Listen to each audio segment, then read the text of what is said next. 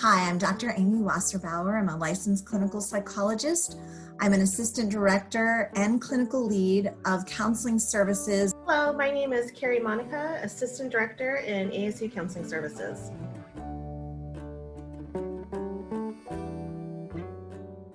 I think about the stress continuum as in the shape of a bell. There's sort of a process or trajectory of what happens with stress, going from stress to distress. On each side of the continuum of stress, it's flatlined. We don't want to really live that way. We want to start with what this side of the bell curve is eustress, E-U-S-T-R-E-S-S. I will spell it because often we don't hear about eustress, which is truly defined as good stress. In order to really cope with stress the best, we have to understand this continuum. At the top of the bell curve is stress itself, and then as you come down the other side is distress. And that can flatline you to just shut down. If you don't have any energy or movement to have any kind of stress, if you're like, oh, I can never have stress, you can shut down on the other side. We don't want to be shut down as humans because we want to be functional. We want our students to be able to be successful at ASU. And so we want them to learn how to handle the full continuum of stress. When you get to kind of towards the top, you're getting into this orange-red zone. And so this is where distress is about to kick in. It's not quite distress, but it's kicking in there. And meaning that things are the workload is heavier for students. And this is when finals and exams, if you're a leader in a student organization, this is where special events and activities and projects are coming up, navigating those social waters and trying to balance work, life, school. If a student has a job, that's another factor or responsibility that's compounded in terms of managing life as a student. So it's naming it and allowing it in the context to say, what do I need to do to care for myself? So during midterms, do I stay on Netflix for 12 hours or do I find a balance of what's helping me relax for a little bit, but also getting sleep, allowing me to self-care, to eat well, to not skip meals while I'm studying, to not forget that I'm a human that needs to get rest.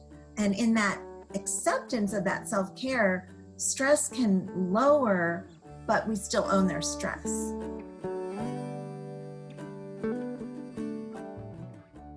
Don't rescue, listen. And that's all I can really accentuate is ask them how they're doing. What are they doing to get help and support? You being a listening ear, not telling them what to do, but really listening, letting them know you hear them. But put back on them what they need to do. Where do you need to go at ASU for more support? Are you a freshman and you have a first-year success coach and you need to contact your first-year success coach? Do you have an academic advisor you need to talk to about what you're dealing with? Our tutoring center, oh my goodness, so much support that way. But you're giving them direction to make adult decisions, because even though it may feel like it's overwhelming, you're helping them learn that they're capable.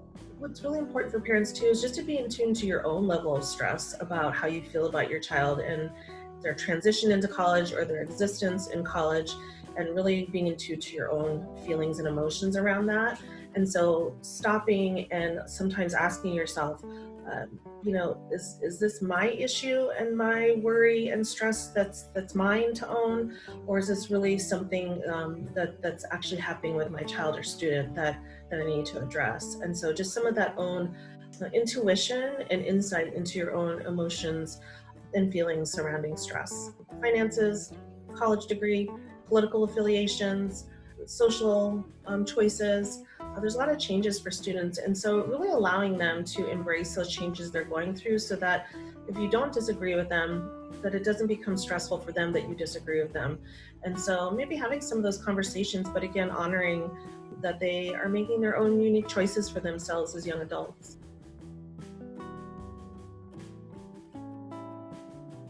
The number of student organizations that exist at ASU is tremendous. And so there is a student club and organization for every single student. So getting on Sun Devil Sync, typing in those keywords that help you to search for certain topics of interest, and that way you find that group that you're interested in. And so just checking out meetings, there's no commitment. Student organization clubs, and they're just so welcoming and fantastic to any new members. And so just check a meeting out. There's no commitment. What's good about being connected to other organizations is that you'll meet other students who are then connected to other things as well. And so they can give you some suggestions or share some experiences that they've had in other organizations based on your interests that you may not even know about. What the university offers through our student engagement area, through our wellness department. ASU Wellness offers many supports for prevention of going to that distressed place. We want to support our students when they're not, again, in that distressed place. Our Sun Devil Fitness and Wellness Center offers many ways to help our students de-stress way before they're distressed. As well, we also have the ASU Center for Mindfulness, Compassion, and Resilience. Students can be able to learn ways of coping and grounding themselves in the midst of anxiety that they feel. They will feel it. We can't fix that. We want them to learn to feel it and cope.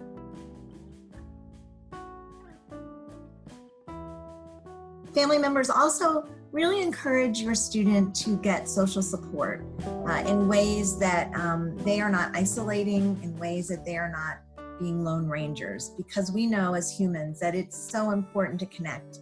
We know that's been a challenge. Social support is another part of helping students be successful, connecting, finding peers, finding friendships throughout college. If you're a parent of a current high school student,